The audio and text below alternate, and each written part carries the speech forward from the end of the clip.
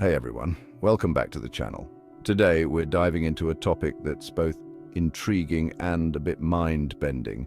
The idea that the Millennium, 1,000 years of peace often discussed in religious contexts, might have already happened. I know, right?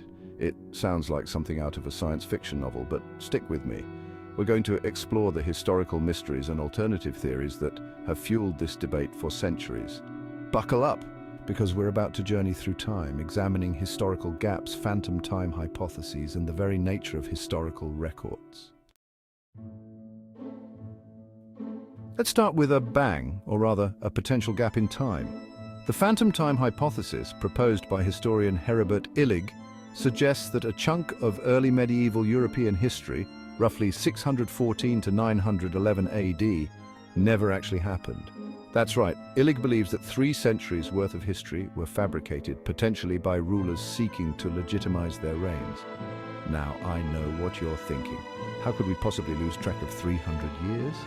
Illig argues that inconsistencies in dating systems, architectural styles, and even astronomical observations point to a deliberate alteration of the historical timeline. He suggests that Emperor Otto III, seeking to place his reign in the year 1000 AD for symbolic power, might have commissioned a recalibration of the calendar. This would mean that Charlemagne, the Carolingian Renaissance, and a whole lot of history we thought we knew might be, well, phantom creations.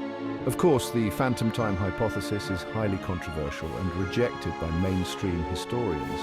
Critics point to a lack of concrete evidence and the sheer logistical impossibility of faking such a vast period. However, even if we don't buy into the idea of a completely fabricated 300 years, the hypothesis does raise interesting questions about the reliability of historical records, especially from periods with limited documentation.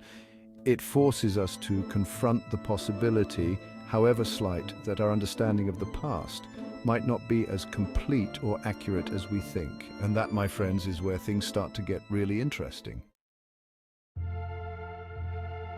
Now, let's talk about the so-called Dark Ages, a period in European history often portrayed as a time of decline, chaos, and a lack of written records. The term itself is debated among historians, as it suggests a period devoid of progress or enlightenment.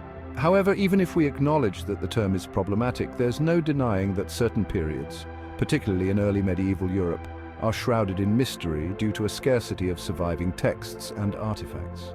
This lack of information has led some to speculate that perhaps these dark periods weren't so dark after all. Could it be that 1,000 years of peace and prosperity existed, but the records of this golden age were lost, destroyed, or even deliberately suppressed? Imagine a society so advanced, so peaceful, that it left behind few traces for us to discover. It's a tantalizing thought, isn't it? Proponents of this idea point to the cyclical nature of civilizations throughout history. Empires rise and fall, knowledge is lost and rediscovered, and periods of great advancement are often followed by periods of decline. They argue that it's not unreasonable to assume that a similar cycle could have occurred in the distant past, leaving behind only fragmented clues for us to piece together. Of course, the absence of evidence is not evidence of absence. Just because we haven't found widespread documentation of a 1,000-year period of peace doesn't mean it didn't occur. But it does leave the door open for speculation and alternative interpretations of the past. Now let's shift gears a bit and delve into the realm of religious and spiritual beliefs. The concept of a 1,000-year period of peace, often referred to as the Millennium, is a recurring theme in various religious and mystical traditions. In Christian eschatology, for example, the Millennium is often associated with the second coming of Christ and the establishment of God's kingdom on earth. However, interpretations of the Millennium vary widely. Some early Christian sects believed that the Millennium was not a literal 1,000-year reign, but rather an allegorical period of peace and spiritual enlightenment that had already begun with the advent of Christianity. Augustine of Hippo, one of the most influential Christian theologians, argued that the Millennium symbolized the Church's spiritual reign on earth, which began with the conversion of Constantine and would continue until the end of time. This allegorical interpretation suggests that the Millennium is not something we should expect to find evidence of in the historical record. Instead, it's a spiritual state, a transformation of human consciousness and a period of peace and harmony that exists outside the bounds of linear time. This idea of a spiritual millennium opens up a whole new way of thinking about the concept of 1,000 years of peace. It suggests that perhaps the true millennium is not something we should be searching for in the past, but rather something we must strive to create in the present. Now let's venture into the realm of alternative history and explore the idea of lost civilizations. Have you ever wondered if our planet might hold secrets of advanced cultures that predate our recorded history? Cultures that might have achieved a level of peace and harmony that we can only dream of.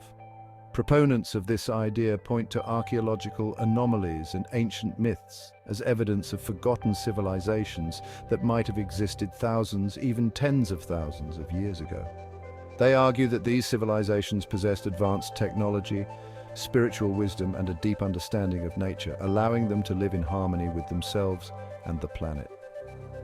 One of the most famous examples is the legendary city of Atlantis, described by the Greek philosopher Plato as an island nation with advanced technology and a utopian society.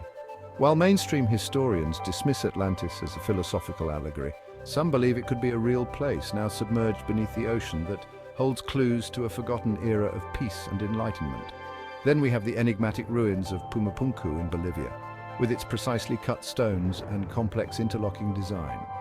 Mainstream archaeology attributes the site to the Tiwanaku culture, but some researchers believe it might be evidence of an even older, more advanced civilization that possessed technology far beyond anything known to the ancient world. While the idea of lost civilizations is often relegated to the fringes of archaeology and history, it continues to capture the imagination, suggesting that our planet might hold secrets of a past far more wondrous and mysterious than we ever imagined. Finally, let's explore the idea of cyclical history and the possibility that humanity has experienced multiple golden ages throughout its long and winding journey. Many ancient cultures believed in cyclical models of time, with history unfolding in a series of repeating patterns or ages. The ancient Greeks, for example, believed in a cycle of 5 ages: the Golden Age, the Silver Age, the Bronze Age, the Heroic Age, and the Iron Age. According to their mythology, the Golden Age was a time of peace, abundance, and spiritual enlightenment when humans lived in harmony with the gods and nature.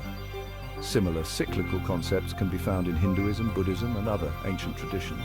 These cycles are often associated with the rise and fall of civilizations, the waxing and waning of spiritual awareness, and the ebb and flow of cosmic energies. If we entertain the possibility that human history is not linear but rather cyclical, then it stands to reason that a 1,000-year period of peace, a golden age, could have occurred in the distant past, leaving behind only faint echoes in myths, legends, and archaeological anomalies.